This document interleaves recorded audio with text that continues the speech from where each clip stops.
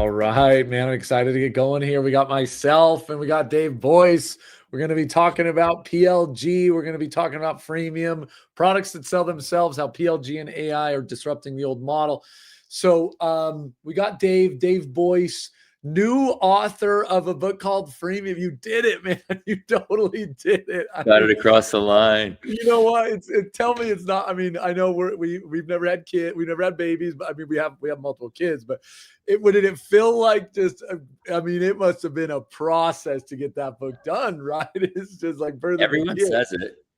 Everyone says it, and so we both went to college. You remember staying up late to do a paper at the end of a semester and kind of like pushing, and maybe it takes more time than you thought, and so you're going to bed at 4 a.m. instead of you thought you'd be done by 10 p.m. in order to go out with your friends, and no, it took you till 4 a.m.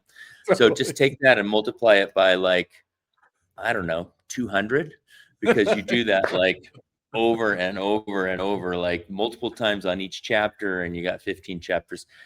So if you like that, then write a book. And I actually kind of do like that, so it was actually good.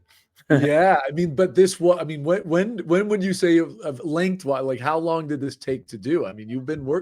This has been it's been a year or two, right? I mean, this is a while. 3.5. Oh my goodness. 3.5. Yeah. Oh my goodness. Yeah. Took a while, tested some concepts, did some research, talked to people, put some stuff out on LinkedIn, met some experts. And then, I released some blogs, as like just kind of like testing. Could I pull thoughts together like on like an essay basis, which would be the basis for a chapter? And then, and start working with an editor. It takes time. Oh my goodness. What's your advice for people, wannabes like me, who it's like a bucket list, I got to write a book, but what's your high level advice on writing a book besides that it times it by 200 for the college paper? Well, if you like that creative process, I think you'll like this. And so then the only other advice, Gabe, is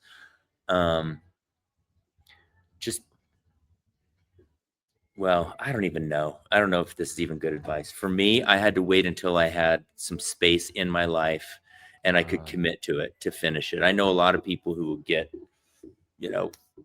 half of a book written, 3/4 of a book written, an entire book written, but they can't go back and do revisions, and then they get stuck. And then, so if you can actually commit to finishing, then I say start. Like, just do it. Just start it. Yeah. Yeah, I might have a couple books with like one chapter somewhere in somewhere. Yeah, I do too. I'm speaking from experience. Maybe 20 books with one chapter. Oh man, I actually wonder. Yeah, God, I feel like, I mean, I do a lot on LinkedIn. I obviously apologize for those. I'm a little bit loud and a little bit. I spam people on LinkedIn, but it is such a creative outlet. Like every night I want to think and get that out. When it really turns into like a book and bringing it all together, it gets intimidating fairly quickly. So I think I know several authors who use LinkedIn as testing ground for kind of ideas.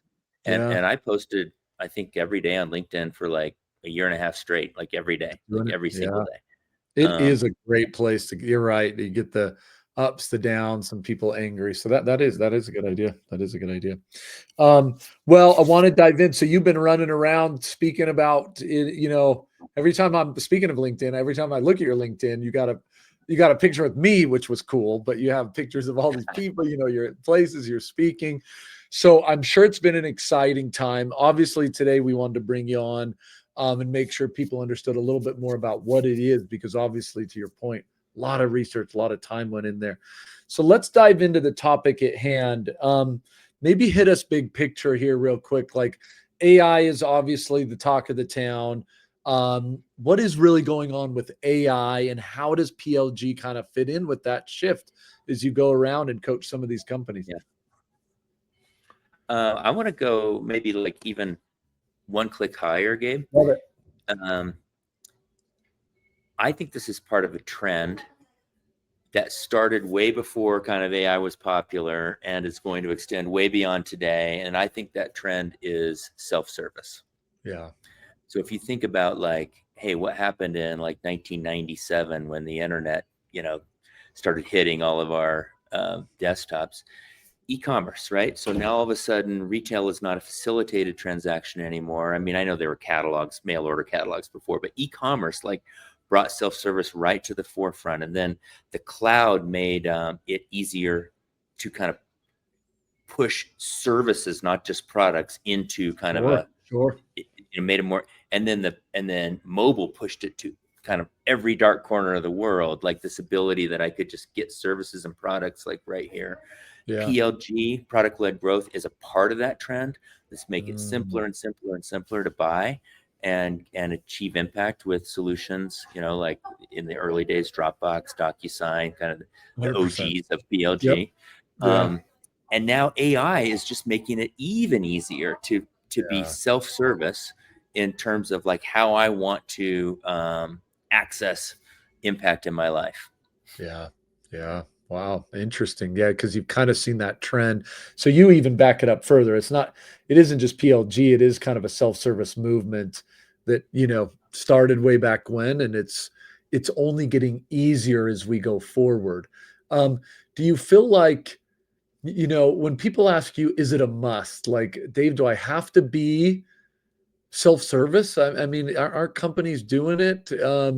I think the way you've sometimes framed that to me is I think people misunderstand the self-service concept. Like, it doesn't just have to be a free trial on your website. There's something about self-service that it's just making your product easier across the board to upsell, to engage with, Yeah. to use, etc. How I'm Yeah. stealing your thunder, but how do you typically respond to that idea that, oh man, you're talking about the 1% who can build a self-service model? It's not true. It's kind of a movement. Yeah. Well, when you change the phrasing to ease, Yeah. then yes, it's a must. It's absolutely 100% a must. Like just think about your own life as a consumer. Yeah. You go to a website and you have a problem that you want to solve, and website A says, schedule some time with a rep so that we can show you a demo, so that we can figure out if this would be the right. Like, website B says, try it now. Yeah. 10 times out of 10, you're going to do website B. Even if you're willing to schedule that demo, you're still going to do website B. And if website B can kind of like get impact to you before you kind of lose interest and you're off to the races, you'll cancel your appointment with website A. So just ease of Totally. use, streamlining the journey to impact is absolutely a must. Whether that's through a free trial, whether that's through a free version, doesn't matter. To your point, unless one of your competitors are doing it, and then it does matter, because as soon as there's somebody in your space that's making it easier to do business, the water's going to start flowing towards that. Yeah. Yeah, I wonder if there will be an emergence. I mean, we were just playing around with the old form, and I can't believe we still have a form, like a form into Right. a demo. It's bonker. I'm getting older, but geez, how is that possible that but the thing that I don't feel like we've been able to find that I think that might be an interesting combo, and I'm just throwing this random idea out because it's really on my brain, is, how do you bring the best of those two worlds together? Because there is the challenge, I think sometimes some of us have found. I'm not really a builder. I want to get into build versus buy in just a second, but I find myself sometimes getting into trials and getting turned off very quickly, even just because I'm just not that smart when it comes to tech. But, how do you merge that where it's like you offer an experience with the product that maybe very quickly, or even brings in a person, fairly quickly, where it's like, how do you, and I know, look, there's pop-ups in products and there's app queues, and I get that, but that's not like, how do you merge get a demo with the sales rep and like the experience? I wonder if we'll get there sooner. Cause for me, that would be ideal. Like, I actually want to talk. I miss the old phone number on the website where you can just call and talk to someone. I want now, but I want the product as well. So merge them together to get me that, So here's what we need to It's just a deliver for random thought. you. And It's I just think, a random idea. no, totally get it. So take that self-service thing one step further, and you're like, dude, it's not one size fits all. Like, what if I don't want to stare in front, stare into an instruction screen and Yeah. go step 1, step 2, Yeah. step 3. What if That's right. so great. I hate that. I think what we yeah, I think what we need to do is provide choice. And the person who really articulated Mm, this for me the best is he's currently the chief customer officer at Canva. He was previously the CMO at HubSpot, and this is where he was articulating this vision to me. He didn't get all the way across the line at HubSpot. He's now mm, implementing the strategy at Canva. He says, let the customer choose. Like when the I like customer wants to talk to a robot, let her talk to a robot. When the that. customer wants to talk to a human, let her talk to a human. When the customer wants to just get her hands on the product and get started, let her do that. And there are situations where that's all true. Like I'll talk to a robot at 11:30 at night if that's my I know. option, and Yeah. have that Yeah. robot speak my language. Maybe I speak Mm. Farsi, and maybe I have some embarrassing questions. Like that's actually more helpful than talking to a human who might make me feel Oh, dumb I about. like that. I like that. I might just do that. That's the best thing about working more with startups is you lose some of that red tape. And yeah, I'm just gonna change that demo. I'm gonna do that this weekend. You're right. Pop in there, and you want to go self-serve. You want to do a blended version where an agentic agent maybe walks you through something, or do you want to just actually do the demo? I like that. I like that. Yeah. What do you think of this buy versus build stuff that's kind of going on? I mean, obviously, self-service moves towards what we were just saying, like you are empowered as a builder to kind of interact. And there's these tools, these makes, these N8Ns that are building kind of agentic flows and allowing people to, do things like Minecraft, like Minecraft for enterprise type things. But how do you see this playing out? I mean, I went a little deeper into make, and I did kind of get to a place where I was like, you know what? There's going to be builders, and maybe we're going to emerge, and there'll be a whole generation of enterprise builders. But I definitely walked away feeling like no enterprise CIO is going to allow all these builders to just walk around their company and hook to Salesforce and do whatever the hell they want, type of thing. So I'm Yeah. like, there's going to be buyers as well. How do you see this buy versus build and the ease and the freemium model kind of playing out here with AI in particular? So I want to buy an AI tool, or I want to deploy AI against some process in my business. Do I buy an agent that's pre-configured to do that job, or do I build one? That's the Yeah. question, right? Well, it was Okay. really long, but thank you for summarizing. Yeah. Yeah. Well, the first thing that you can't do, in my opinion, is outsource your strategy to an AI vendor. Mm, I do mm. not think you can do that. And a And lot of well, people and want to do that. none of them seem to have that. I think somebody was debating the other day, like so many AI vendors are immature and young that they are bringing tools. Yeah, They're not bringing. Back in the day, Marketo had an opinion, or SaaS companies had right. an opinion. There's no opinions. It's Exactly. just like here's a tool. Exactly. So you really can't do that Capabilities. Exactly. And now. so we want to like, hey, I'll just speak for myself. I'm 57 years old. I'm not really, jiving with all this AI stuff, but so can somebody who can I just call to sort of like hand this problem to? Oh, there's a cool vendor. Like now Yeah. you'll be my AI slide in my board deck. No, that ain't gonna work. Like you actually do have to develop an opinion. Like I have to, even as a I 57-year love old, it. I have to develop an opinion. What is the process that I'm trying to architect and execute within my business? Okay, got it. Break that down into stages, figure out the handoffs. Wow, that's way beneath me. No, it's not. Like this is what we did in lean manufacturing. You figure out how something gets from one end of the Mm, line to the other. You figure out the steps. You have humans do it until it's repeatable. Then you sort of move it into a little bit more automated state, and eventually you hand it off to a robot. But yeah. you have an opinion of like what's supposed to happen. So what would a little bit more automated state be? It might be one of these N8Ns. Maybe you experiment your way in, build something like a little kind of thing that you're going to kill, but you just want to see proof of Yeah. concept. Got it. Yeah. Okay, that's actually working. Now let me go like put a robust robot in place that's trained to do this. That would be one way to think about it, Gabe. But I know you can't outsource your strategy. Yeah. You got to be thoughtful. Look, and I think I loved your board slide in the board slide. It felt like that was maybe possible a year. You could just, we're talking to some AI vendor, and that could be the AI kind of board slide. But it feels like we've Whew, we got through the board meeting. we've moved past that kind of like, hey, I'm doing AI versus I'm now starting to see.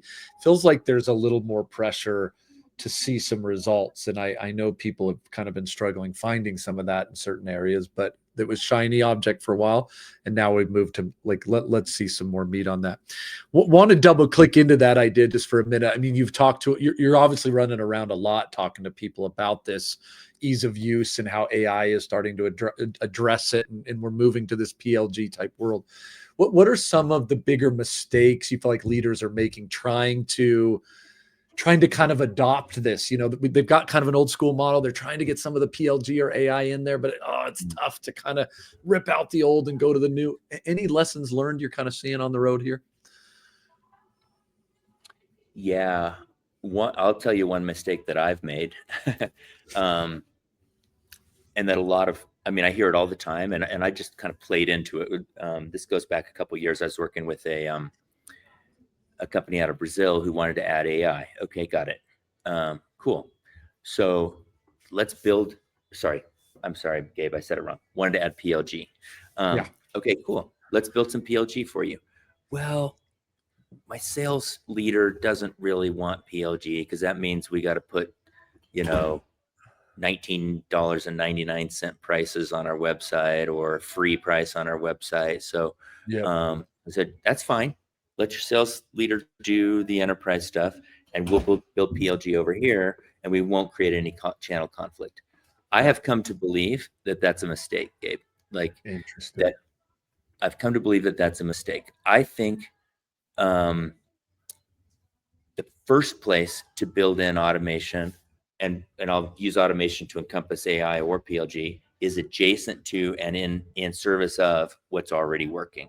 So if you have an enterprise motion that's working, figure out within that what you can make easier, what you can streamline, what you can automate, and then if you're going to build something, build it adjacent to that so that it leverages, so that you're siphoning off lead flow, not creating brand new lead flow way over there with a completely different kind of customer set that you've never met before. You're siphoning off and treating it in an adjacent way, not a completely disconnected way. So no, that's interesting. So if you dive it, so it shouldn't be two separate motions in two separate parts of the house. You are trying to kind of bring it in and make, siphon off, you use the word, like, make it feel like it's kind of part of the motion rather than kind of outside that motion. Yeah. Well, I can cleave it into two separate motions, but make those motions adjacent to each other. So let's say I have $100,000 ACV kind of go to market motion that's really working. Yep. Is the next thing to build a $1,000 ACV motion? I don't think so. It's so different. It's all inbound. It's SEO, it's SEM, it's content marketing. It's high churn, high velocity, low ACV. Like it's a completely different game. It's almost like saying, hey, I'm really good at American football, therefore I should enter the chess grandmasters, championship. Completely different game. Like maybe you're smart. Chess grandmaster, that would be cool if an American football player did that. Great. How about maybe look into doing rugby? It's a different game. Yeah, cool. But it's an adjacent game. Yeah. But they end up having, I think the challenge people have often said, right, is like it does siphon off, or it hurts it, or it's, oh, now I've got these enterprise companies playing with my trial or something, and it's kind of messed up my motion. To me, that seems like a good thing, actually. Like that, if I think a lot of old school people would say enterprises would never, nobody in an enterprise would ever want to, play with the product first. I think we've proven that with large clients like no, that isn't true. But it can work together in that way and not mess up the motion. So even if you're running it adjacent, you might see some overlap, but that's a good thing, isn't it? Yeah. So since that project that I described in Brazil, I've worked on many other projects. Sure. And now that is indeed what we're doing. So I believe that most forward thinking sales leaders are more embracing today of PLG motions. Yeah. Almost everyone I meet, if you just kind of knows that can help them.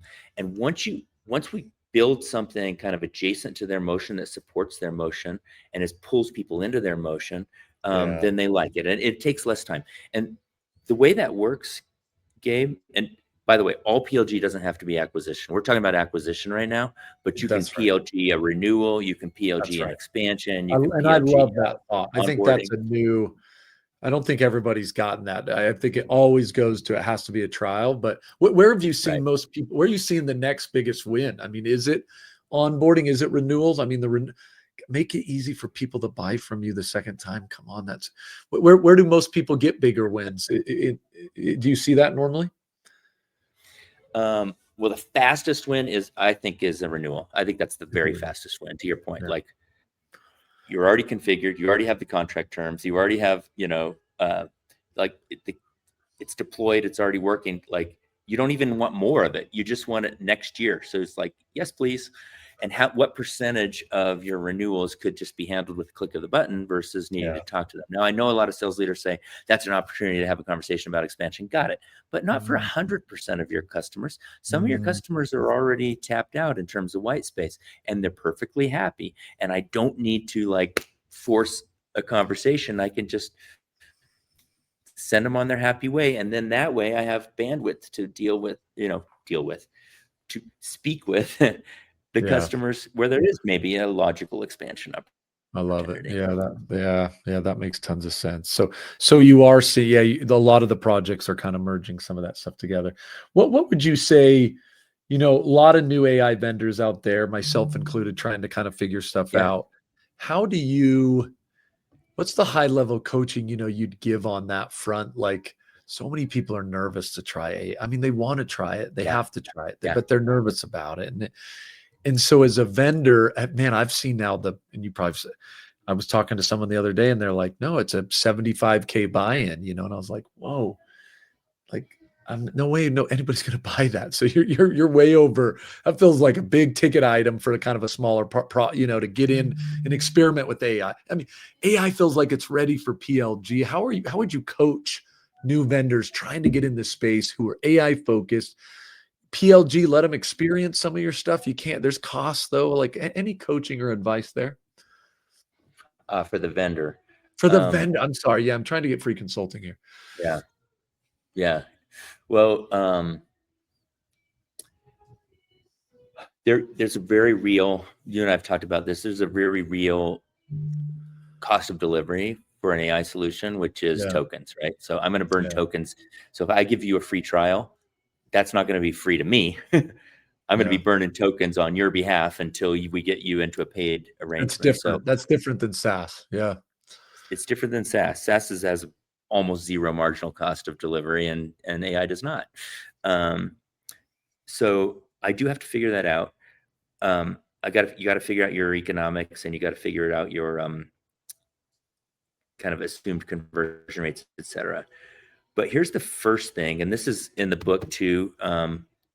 The first thing you got to do is make sure that you can deliver impact on a reliable basis with whatever your solution is. The first thing is mhm, not pricing. The first thing is repeatable impact delivery. So yeah, whatever you're going to launch out there, you've got a hypothesis about your end user or your customer, their job to be done, and how your solution is going to deliver impact. Test yeah, that hypothesis.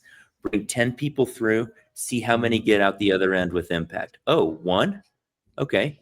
1 out of 10 is not great. Okay, yeah, cool. Change some stuff. I bring 10 more people in. Oh, I yeah, got 5 people out the other end with impact. That's actually pretty good. Uh, yeah, I get it up to 6. At some point, I'm like, that's product market fit. Now I got yeah. product market fit. Now let me think about now I also have some signals on conversion rates. Like, oh, if 6 people out of 10 got impact, there's a decent chance I'm going to be able to monetize I love those. that. Okay, cool.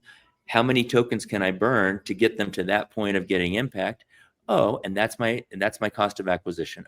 Okay, got it. So I love now I'm going to spend $1.20 or $11 or whatever it $100 is. to Yeah, get somebody to impact. And on a 6 out of 10 kind of basis, they're going to monetize into my paid project. Okay, I can Mm, make that pencil out, and now I'll just go start turning the crank on it. yeah, yeah. I mean, the impact.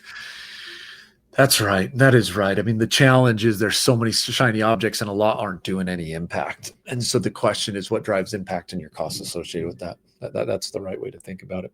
What is you, and we can wrap here in just a minute, but a few more questions for you. As you kind of think about the AI changing the landscape of work and how it fits in with some of these newer age models, where are you seeing, you've kind of talked about jobs and tasks being replaced more than entire roles. Like, what, how are you seeing the structure change in some of these businesses as they move towards this AI PLG kind of first motion?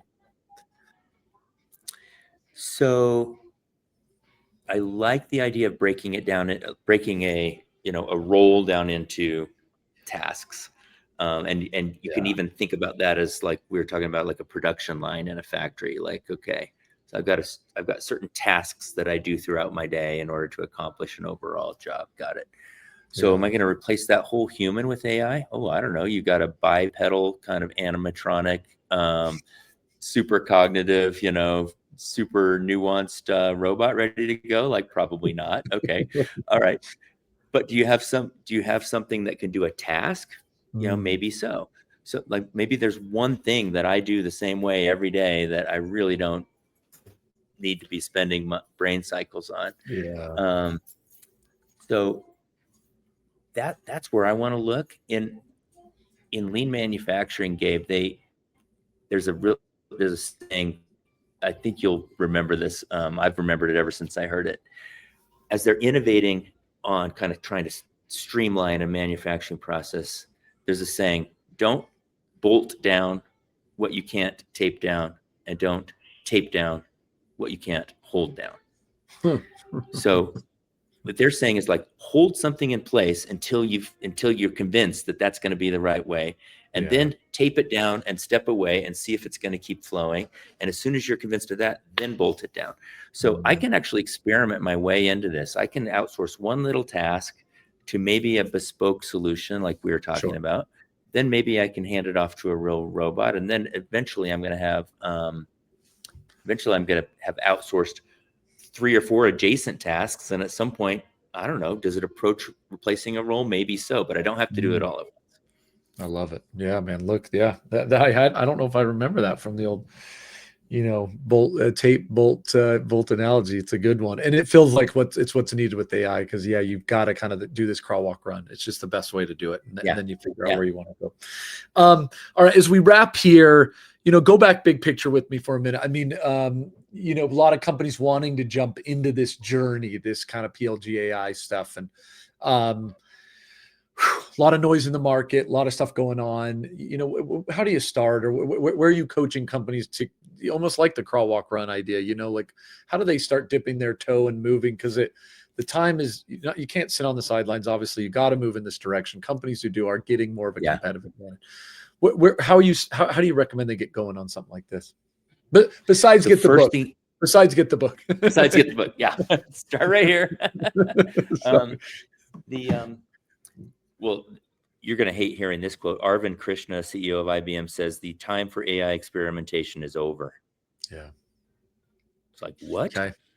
Uh-oh. I actually think I do need to experiment my way in. But he's like, wait, that's already over. Like, am I behind? And then like Mark Benioff says, we're the last generation to ever manage human only teams. Yeah. Okay. So so there will be some robotics, there will be some AI stuff in my business for sure. And I got to figure out why. But where I would say to start, Gabe, is map out your process. This is exactly what got done in the lean manufacturing revolution. Just map out your process. What are the things? We do this all the time with clients. What are the things that have to happen in order to accomplish a certain workflow? Once you're Totally. mapped out, then you can start to consider which pieces of those can be replaced. And you can take, sorry, Arvind, you can take an experimental mindset Here. as you do Yeah. that, figure out what works, hold it down, tape it down, bolt it down, and then move on to the next one. Hold it down, tape it down, bolt it down, then move on to the next one. Yeah. Yeah. I love it. All right. All right. Well, hey, Dave, I appreciate it. Great to have you on. If someone wants to get the book or learn a little bit more about this, what's the best way to do that? Amazon's the super easiest, but wherever you are, if you're not in the United States, it's at Waterstones and bookshop.org. And it basically, because I went with a traditional publisher, you can get it pretty much anywhere, Target, Barnes & Noble, wherever you like to buy books. It's also available on Kindle. Audiobook, I get that question all the time, is not out yet. And so you got to start with either the print or the Kindle. I love it. Awesome, man. Well, again, appreciate you jumping on. Awesome book. Grab it for everybody. Have a fantastic day.